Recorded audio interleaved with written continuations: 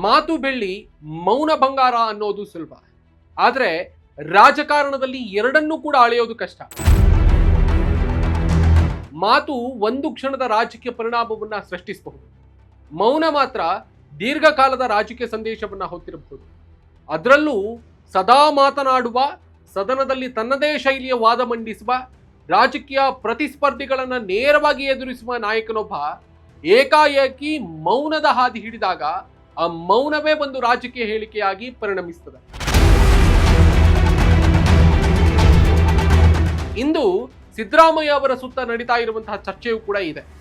ಅನ್ನರಾಮಯ್ಯ, ಭಾಗ್ಯಗಳ ರಾಮಯ್ಯ, ಕನ್ನಡ ರಾಮಯ್ಯ, ಲೆಕ್ಕ ರಾಮಯ್ಯ, ಸದನ ರಾಮಯ್ಯ, ಹೀಗೆ ಸಿದ್ದರಾಮಯ್ಯ ಅವರಿಗೆ ಹಲವು ರಾಜಕೀಯ ಬಿರುದುಗಳಿವೆ.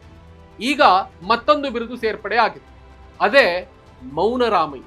ಮಾತನಾಡ್ತಾ ಹೋಗೋಣ. ನಮಸ್ಕಾರ, ಸುಮನ್ ಟಿವಿ ಕನ್ನಡಕ್ಕೆ ಸ್ವಾಗತ. ನಾನು ಶ್ರೀರಾಜ್ ಮುಟ್ವಾಡ್. ನೋಡಿ, ಇದು ಕೇವಲ ವ್ಯಂಗ್ಯ ಅಲ್ಲ. ಕಾಂಗ್ರೆಸ್ನ ಒಳ ರಾಜಕೀಯವನ್ನ ಗಮನಿಸಿದ್ರೆ ಈ ಮೌನದ ಹಿಂದೆ ಹಲವು ರಾಜಕೀಯ ಅರ್ಥಗಳನ್ನ ಹುಡುಕಬಹುದು. ಸದನದ ಮುಂಭಾಗದಿಂದ ಹಿಂದಿನ ಸಾಲಿಗೆ ಸಿದ್ದರಾಮಯ್ಯ ಅವರ ರಾಜಕೀಯ ವ್ಯಕ್ತಿತ್ವವನ್ನ ಅರ್ಥ ಮಾಡಿಕೊಳ್ಳುವುದಕ್ಕೆ ಅವರ ಸದನದ ನಡವಳಿಕೆಯನ್ನೇ ನೋಡಿದ್ರೆ ಸಾಕು. ಆಡಳಿತ ಪಕ್ಷದಲ್ಲಿರ್ಲಿ, ವಿರೋಧ ಪಕ್ಷದಲ್ಲಿರ್ಲಿ, ಸದನದ ಮುಂದಿನ ಸಾಲಿನಲ್ಲಿ ಕುಳಿತು ಸರ್ಕಾರವನ್ನ ಪ್ರಶ್ನಿಸೋದು, ಅಂಕಿ ಅಂಶಗಳೊಂದಿಗೆ ವಾದಿಸೋದು, ರಾಜಕೀಯ ಎದುರಾಳಿಗಳಿಗೆ ನೇರವಾಗಿ ತಿರುಗೇಟ್ ನೀಡೋದು, ಇವೆಲ್ಲವೂ ಕೂಡ ಸಿದ್ದರಾಮಯ್ಯ ಅವರ ರಾಜಕೀಯ ಶೈಲಿಯ ಭಾಗ. ಆದ್ರೆ ಜೆಡಿಎಸ್ ಕಾಂಗ್ರೆಸ್ ಮೈತ್ರಿ ಸರ್ಕಾರದ ಅವಧಿಯಲ್ಲಿ ಅವರು ಲಾಸ್ಟ್ ಬೆಂಚ್ ವಿದ್ಯಾರ್ಥಿ ಅಂತಿದ್ರೂ ಕೂಡ ಆ ಹಿಂದಿನ ಸಾಲಿನಿಂದಲೇ ಸರ್ಕಾರದ ಮೇಲೆ ಒತ್ತಡ ಸೃಷ್ಟಿಸುವಂತಹ ರಾಜಕೀಯ ಕೌಶಲ್ಯವನ್ನ ತೋರಿಸಿದ್ರು. ಈಗ ಪರಿಸ್ಥಿತಿ ಬದಲಾಗಿದೆ, ಸಿದ್ದರಾಮಯ್ಯ ಅವರ ಸ್ಥಾನಮಾನ ಬದಲಾಗಿದೆ, ಅಧಿಕಾರದ ಸಮೀಕರಣ ಬದಲಾಗಿದೆ, ಕಾಂಗ್ರೆಸ್ನೊಳಗಿನ ನಾಯಕತ್ವದ ಚರ್ಚೆಯ ಸ್ವರೂಪ ಬದಲಾಗಿದೆ. ಹೀಗಾಗಿ ಅವರ ಮೌನವನ್ನು ಹಳೆಯ ಸಿದ್ದರಾಮಯ್ಯ ಅವರ ಭಾಷಣಗಳಷ್ಟೇ ರಾಜಕೀಯವಾಗಿ ಕಾಣಬೇಕಾಗಿದೆ.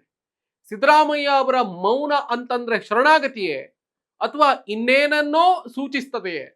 ಇದು ಅತ್ಯಂತ ಮುಖ್ಯವಾದಂತ ಪ್ರಶ್ನೆ ಅಂತ ಕಾಣಿಸ್ತದೆ. ಸಿದ್ದರಾಮಯ್ಯನವರು ಮಾತನಾಡ್ತಾ ಇಲ್ಲ ಅಂತಂದ್ರೆ ಅವರು ರಾಜಕೀಯವಾಗಿ ಹಿಂದೆ ಸರಿದಿದ್ದಾರೆ ಅಂತ ಅರ್ಥ ಅಲ್ಲ. ರಾಜಕಾರಣದಲ್ಲಿ ಮೌನಕ್ಕೆ ಎರಡು ಅರ್ಥಗಳಿರ್ತವೆ. ಒಂದು, ನಾಯಕನ ಬಳಿ ಹೇಳುವುದಕ್ಕೆ ಏನು ಉಳಿದಿಲ್ಲ. ಮತ್ತೊಂದು, ಹೇಳಬೇಕಾದಂತಹ ಎಲ್ಲವನ್ನೂ ಕೂಡ ಈಗ ಹೇಳುವುದು ರಾಜಕೀಯವಾಗಿ ಸೂಕ್ತ ಅಲ್ಲ ಅನ್ನುವಂಥ ನಿರ್ಧಾರ.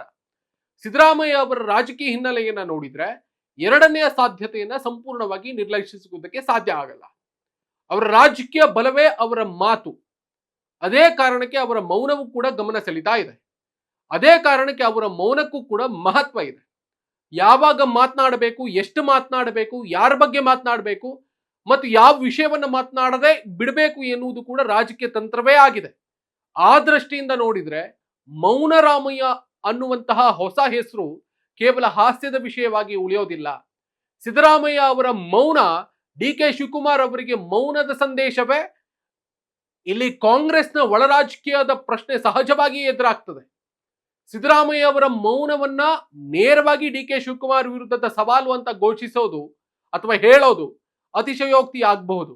ಆದ್ರೆ ಮೌನ ಡಿ ಕೆ ಶಿವಕುಮಾರ್ ಅವರ ನಾಯಕತ್ವದ ಸುತ್ತಲಿನ ರಾಜಕೀಯ ಸಮೀಕರಣಗಳಿಗೆ ಯಾವುದೇ ಸಂಬಂಧ ಇಲ್ಲ ಅಂತ ಹೇಳುವುದು ಕೂಡ ಅಷ್ಟೇ ಸರಳೀಕರಣ ಅಂತ ಅನ್ಸುತ್ತೆ.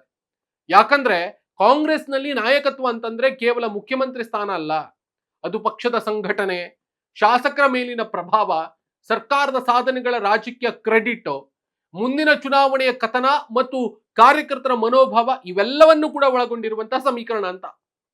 ಸಿದ್ದರಾಮಯ್ಯ ಅವರು ಬಹಿರಂಗವಾಗಿ ಪ್ರತಿಯೊಂದು ಪ್ರಶ್ನೆಗೂ ಕೂಡ ಪ್ರತಿಕ್ರಿಯಿಸ್ತಾ ಇದ್ರೆ ಅವರ ಮಾತುಗಳನ್ನ ತಕ್ಷಣವೇ ಸವಾಲು, ಬಂಡಾಯ, ಒತ್ತಡ ಎನ್ನುವಂತ ಶೀರ್ಷಿಕೆಗಳಲ್ಲಿ ಕಟ್ಟಿ ಹಾಕಬಹುದಿತ್ತು.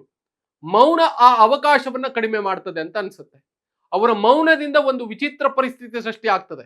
ಅವ್ರು ಏನ್ ಯೋಚಿಸ್ತಾ ಇದ್ದಾರೆ ಎಂಬುದನ್ನ ಅವರ ವಿರೋಧಿಗಳು ಊಹಿಸಬೇಕಾಗ್ತದೆ. ರಾಜಕೀಯದಲ್ಲಿ ಕೆಲವೊಮ್ಮೆ ಇದು ಮಾತಿಗಿಂತ ಹೆಚ್ಚು ಪರಿಣಾಮಕಾರಿ ಅಂತ ಅನ್ಸುತ್ತೆ.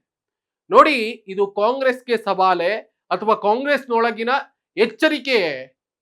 ಸಿದ್ದರಾಮಯ್ಯ ಅವರ ಮೌನವನ್ನ ಕೇವಲ ಡಿ ಕೆ ಶಿವಕುಮಾರ್ ವಿರುದ್ಧದ ವೈಯಕ್ತಿಕ ತಂತ್ರವಾಗಿ ನೋಡುವುದು ಕಾಂಗ್ರೆಸ್ನ ಒಳ ಸಮೀಕರಣವನ್ನ ತುಂಬಾ ಸಣ್ಣದಾಗಿ ನೋಡುವಂತ ಆಗ್ತದೆ ಅಂತ ಅನ್ಸುತ್ತೆ.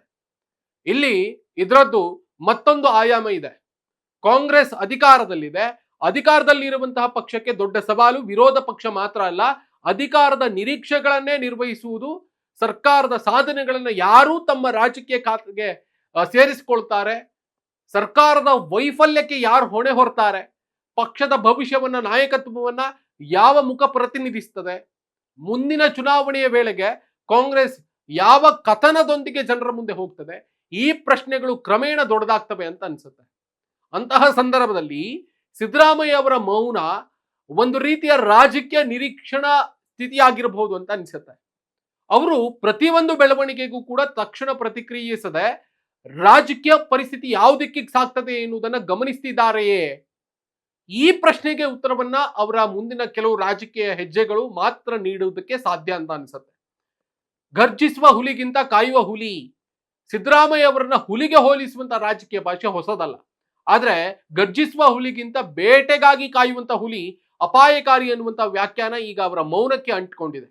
ಈ ರೂಪಕ ರಾಜಕೀಯವಾಗಿ ಆಸಕ್ತಿದಾಯಕ.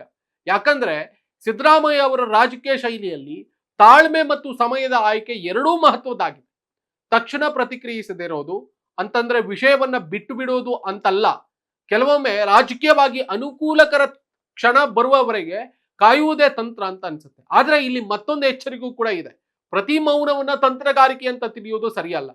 ರಾಜಕೀಯದಲ್ಲಿ ಕೆಲವೊಮ್ಮೆ ಮೌನ ಕೇವಲ ಮೌನವೂ ಕೂಡ ಆಗಿರಬಹುದು. ಆದ್ರಿಂದ ಮೌನರಾಮಯ್ಯ ಎನ್ನುವಂತ ವ್ಯಾಖ್ಯಾನವನ್ನ ಅಂತಿಮ ಸತ್ಯ ಅಂತ ಪರಿಗಣಿಸುವ ಬದಲು ಅದನ್ನ ರಾಜಕೀಯ ಸಾಧ್ಯತೆಯಾಗಿ ಕಾಣುವುದು ಹೆಚ್ಚು ಸೂಕ್ತ ಅಂತ ಅನ್ಸುತ್ತೆ.